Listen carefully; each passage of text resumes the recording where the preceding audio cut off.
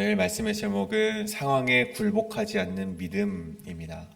상황에 굴복하지 않는 믿음이라는 제목을 가지고 하나님의 말씀 나누도록 하겠습니다. 어떠한 사람이 신뢰할 만한 사람인지 아닌지를 판단하는 기준은 사람마다 조금씩 다르겠지만, 그 사람이 혹 언행이 늘 일치하는 사람이라면 우리는 그를 신뢰할 만한 사람이라고 생각하곤 합니다. 무슨 일이 있어도 자기가 내뱉은 약속을 지켜낸다는 것은 신뢰할 만한 인물이라는 것에 의심의 여지가 없기 때문이겠죠. 네, 오늘 본문 시편을 보시면 이 시편 138편은 다윗의 감사 시입니다. 근데 그렇게 하나님을 찬송하고 감사를 올려드리는데 그 이유를 들어보니 하나님께서 인자하심과 성실하심 때문이다, 이런 말을 합니다. 이게 무슨 말인가 하면 하나님은 약속을 굉장히 잘 지키시는 하나님입니다. 그런 고백을 오늘 다윗이 올려드리는 것이죠. 오늘 인자하심이라는 그 말은 사실 히브리어 헤세드라는 단어입니다.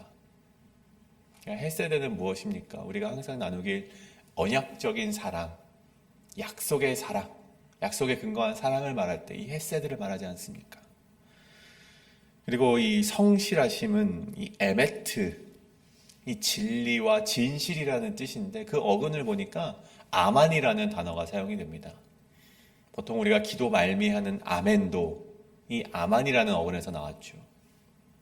이 아만이라는 뜻이 확실함, 믿을 수 있는 그런 뜻을 가져서 우리도 아멘이라고 했을 때 그러할 줄 믿습니다, 동의합니다 라는 뜻을 가진 것처럼 정말 이 성실하심도 믿을 수 있는 확실함을 뜻할 때 사용되는 단어라는 것이죠. 다시 말해 하나님께서 나에게 말씀하신 모든 것을 지키셨다, 나는 그런 하나님을 감사하며 찬송한다라는 시가 바로 오늘 138편의 시라는 것입니다. 오늘 다윗에게 하나님께서 약속하셨던 것 무엇입니까? 내가 어디로 가든지 내가 너와 함께 있어서 이 땅의 위대한 자들이 그러했던 것처럼 너의 이름도 위대하게 만들어주겠다. 하나님께서 다윗에게 그렇게 약속하셨고, 숱한 어려움 속에서도 그 약속을 성실하게 지켜주셨기 때문에 다윗이 오늘 이러한 고백을 올려드릴 수 있는 것입니다. 사랑하는 여러분, 하나님께서는 다윗에게만 그런 약속을 하신 것이 아닙니다.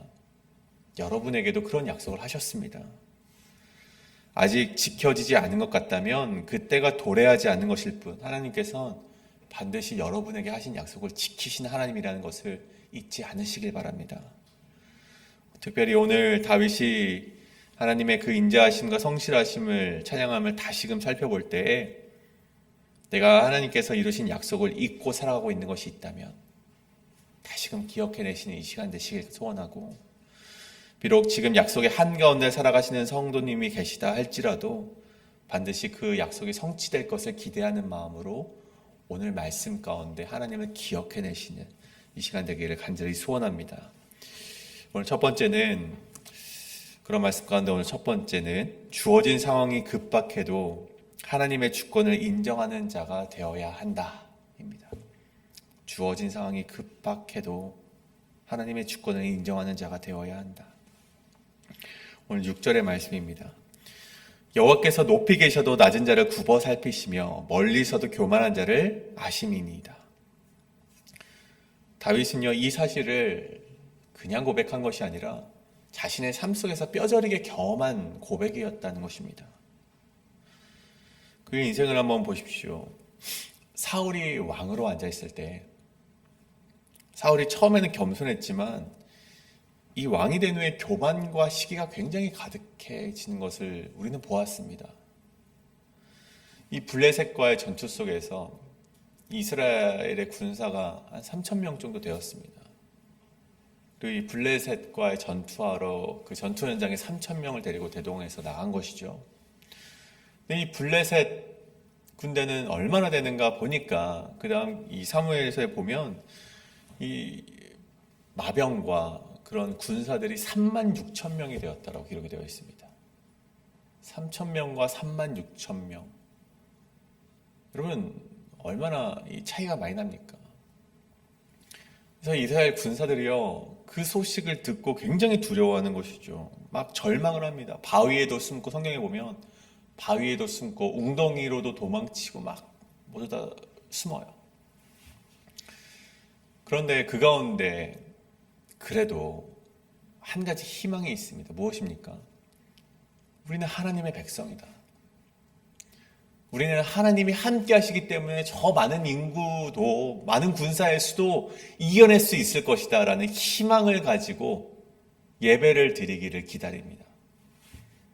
그래서 제사장이 와서 우리가 전투를 시작하기 전에 예배를 드려야 되는데 어떻게 됩니까? 하루 이틀, 사흘, 나흘이 지나도 제사장이 오지를 않아요. 사무엘이 오지를 않습니다. 그렇게 7일이라는 시간이 지났음에도 불구하고 오지를 않습니다. 그때 이 군사들이 다 도망을 가는 거예요. 흩어지는 거예요. 성경 말씀에 보면 사울에게서 흩어지기 시작했다라고 되어 있습니다. 그래서 사울도 이래서는 안 되겠다. 이제 블레셋과의 전투가 임박했고, 근데 군사들은 무서워서 저렇게 도망치니 안 되겠다. 내가 나라도 제사를 드려야겠다 해서 막 번제물을 가져와서 제사를 드리지 않습니까? 그런데 아무리 하나님께 먼저 그 전쟁을 맡겨드리고, 그리고 하나님이 있으면 우리가 희망을 가질 수 있다라는 마음을 가졌을지라도 하나님께서 그것을 싫어하셨다는 것이죠. 왕의 제사를 드리는 것은 하나님이 말씀하시는 것을 위배하는 것이었습니다. 성경은 이것을 교만이라고 말을 하고 있죠. 근데 우리가 이해하지 못할 것이 아닙니다. 제사를 드려서 흩어지는 백성을 막고 이 전쟁에서 하나님을 믿는 우리들의 승리를 해야 되는데 사무엘이 오지 않으니까 예배를 드릴 수밖에 없었다. 자신의 손으로 제사를 드릴 수밖에 없었던 그 사울의 행동을 우리가 이해하지 못할 것도 없습니다. 하지만 오늘 말씀에서 정확하게 기록되어 있는 것은 하나님께서 원하시는 것이 제사가 아니라 순종에 있었다는 것이죠. 교만이 아니라 그럼에도 불구하고 하나님 앞에서의 낮아짐, 하나님은 그것을 사울에게 원하셨다는 것입니다. 아무리 급박한 상황이라 할지라도 백성이 흩어지는 그 순간, 블레셋이 이제 쳐들어오는 그 순간이 임박했을지라도 하나님께서 원하셨다는 것은 하나님께 제사를 드리는 것이 아니라 순종에 있었다는 것입니다. 여러분, 그런 의미 가운데 우리 다윗의 인생을 한번 보십시오. 오늘 우리가 주목해 볼 다윗은 어떠합니까? 다윗이 이 엔게디 광야의 동굴에 숨어 있을 때 이 사울이 이 배가 아파서 이 동굴로 들어와서 성경 표현에 뭐 뒤를 보러 들어왔다라고 되어 있잖아요. 여러분, 이 기회가 굴러 들어온 것이죠. 여러분, 이때 사울을 쳐서 죽이면 그 도망자의 인생을 이제는 극복해낼 수 있는 것인데, 이제는 구원을 얻을 수 있는 것인데, 복이 정말 굴러 들어온 것인데, 정말 이 기회를 잡지 않으면 정말 바보 천치라고 욕을 먹을 수도 있는 상황이 정말 펼쳐진 것인데, 이 다윗이 어떻게 합니까? 이 사울의 옷자락만 잘라냅니다. 그러니까 막 주위의 군사들이 막 원성을 하는 것이죠. 아니, 이 절호의 찬스를 이렇게 그냥 날려버리실 것입니까? 라고 하는데 다윗이 뭐라 합니까? 내가 손을 들어 여호와께서 기름 부어 세우신 왕을 해치는 것이 옳지 않다. 내가 옷자락을 자른 것도 지금 내가 하나님께 굉장히 죄송하다. 너희도 사울의 그 목숨을 건들지 말아라. 그렇게 명령하지 않습니까? 상황이 아무리 유리해져도 이번 기회를 놓치면 다시금 자신의 위험이 처한다 할지라도 그것이 하나님의 권위와 질서에 도전되는 것이라면 다윗은 멈춰섰다는 것입니다. 여러분, 그뿐만이 아닙니다. 자신의 아들 압살롬이 반역했을 때 도망을 치지 않습니까? 막 도망을 쳐요. 헐레벌떡 도망을 칩니다. 근데 그때 언약궤를 들고 나온 사독이 있었어요. 그 사독을 보고 다윗이 그거 다시 가지고 돌아가라. 예루살렘 성으로 돌아가라. 해요. 그러면서 하는 말이 만일 여호와 앞에서 은혜를 입으면 내가 다시 돌아갈 수 있지 않겠느냐. 그럼 다윗이요, 어떤 이 압살롬의 그 반역에 치를 떨면서 어떤 겉모술수와 계략을 또다시 준비한 것이 아니라 언약궤마저도 다시금 예루살렘에 있어야 되는 것이기 때문에 돌려보내고 자신의 처분을 하나님께 맡겨드리는 인생이 그런 다윗의 인생이었다는 것입니다. 시므이의 저주 속에서도 어떻게 합니까? 다윗이 그것을 야 너나 잘해라고 말하지 않고 그 시므이의 저주 속에서도 겸허하게 그 저주를 받아들이는 인생이 되었다는 것이 바로 그 다윗의 인생이었고, 그토록 자신을 낮추고 하나님께서 이 모든 것을 판단하시고 하나님께서 그 역사를 이뤄가시도록 내어드린 인생이 바로 다윗의 인생이었다는 것입니다. 아무리 상황이 급박해질지라도, 이번 기회를 놓치면 내 목숨이 위태위태할지라도 그 기회 속에서 하나님의 질서를 끝까지 인정하고 하나님께서 판단하실 수 있는 기회를 내어준 것이 바로 다윗의 인생이었다는 것이죠. 그 결과가 어떻게 됩니까? 압살롬의 계획이 실패하지 않습니까? 그리고 압살롬은 스스로 그 자멸하는 길을 선택하게 됩니다. 다윗은 다시 왕궁으로 돌아와서 그 나라를 회복하는 모습을 보게 되는 것이죠. 그 가운데 오늘 고백이 높이 계셔도 낮은 자를 굽어 살피시는 하나님, 이 고백은 그냥 나온 것이 아니라 다윗이 멋들어지는 미사 어구로서 하나님을 고백했던 것이 아니라 자신의 인생 가운데 그것을 경험했기 때문에 진실로 이 고백을 하나님께 올려드렸다는 것입니다. 사랑하는 성도 여러분, 다윗의 삶을 통해 증명된 이 약속이 여러분의 삶을 통하여서도 이루어진다는 것을 반드시 믿으시는 믿음이 있길 소원합니다. 여러분, 상황이 아무리 급하여도 여러분 각자마다의 음침한 골짜기를 다니실지라도 하나님을 의지하고 하나님의 주권을 기다린다면 하나님께서 그 인생을 축복해 주시고 은혜를 내려주신다는 것을 기억하시고, 오늘 이 새벽 하나님께 여러분의 삶을 맡겨드리시는 여러분 되시길 간절히 소원합니다. 이것이 바로 오늘 첫 번째, 주어진 상황이 급박해도 하나님의 주권을 인정하는 자가 되어야 한다입니다. 오늘 마지막 두 번째는 약속하신 하나님을 끝까지 믿어내는 믿음을 가져야 한다입니다. 7절의 말씀입니다. 내가 환난 중에 다닐지라도 주께서 나를 살아나게 하시고 주의 손을 펴사 내 원수들의 분노를 막으시며 주의 오른손이 나를 구원하시리이다. 오늘 앞선 고백처럼 이 7절 말씀도 다윗의 경험에 수반한 이 확신의 고백이었습니다. 실제로 이 다윗의 인생에 여러 가지 위기가 있지 않습니까? 전쟁도 끊이지 않았지만 그 모든 위기와 크고 작은 전쟁 속에서 날마다 구원해 주시는 것은 하나님의 손길이었습니다. 그 인생 처음 부름받고 나갔던 전투에서 이 블레셋의 장군 이 골리앗을 만났을 때에도, 그가 젊은 시절에 사울 왕에게 쫓기는 인생을 살아갔을 때에도, 또 그의 인생 중년 가운데 숱한 그 전쟁과 이 나라들의 쳐들어옴을 통해서 겪었던 전쟁과 또 압살롬의 반역이 있을 때에도 때마다 도우시는 하나님의 손길을 그가 경험했다는 것이죠. 그래서 7절의 그의 경험은, 7절에 말하는 그런 고백은 자신의 경험에 수반한 그런 고백이었고, 더 나아가서 미래에 어떠한 일이 일어난다 할지라도 하나님의 뜻과 일치되던 삶을 살아가던 다윗에게는 그 어떤 두려움도 없었다는 것입니다. 제가 손재주는 없지만 이 부러지거나 좀 찢어진 것을 고칠 정도의 재주는 있습니다. 제가 왜 이런 말씀을 드리냐면, 제가 퇴근을 하고 집에 가면 그 아들놈이 인사도 하기 전에 막 바리바리 뭘 가지고 나와요, 저한테. 가만히 있어도 되는데 꼭 그 문까지 이렇게 가지고 나옵니다. 그래서 보니까 제가 가지고 놀다가 부러진 장난감, 그리고 동생이 그 책을 보다 찢어진 그런 책들을 막 가지고 나와요.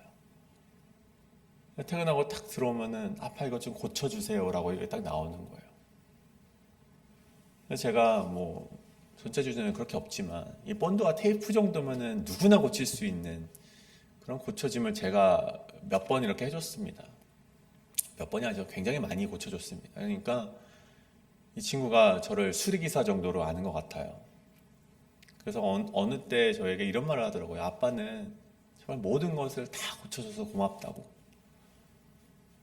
물론 언제까지 그것을 제가 고쳐줄 수 있을지 모르겠지만 그 말 가운데 저도 내가 뭔가 된 마냥 막 그런 감동을 느꼈던 적이 있습니다.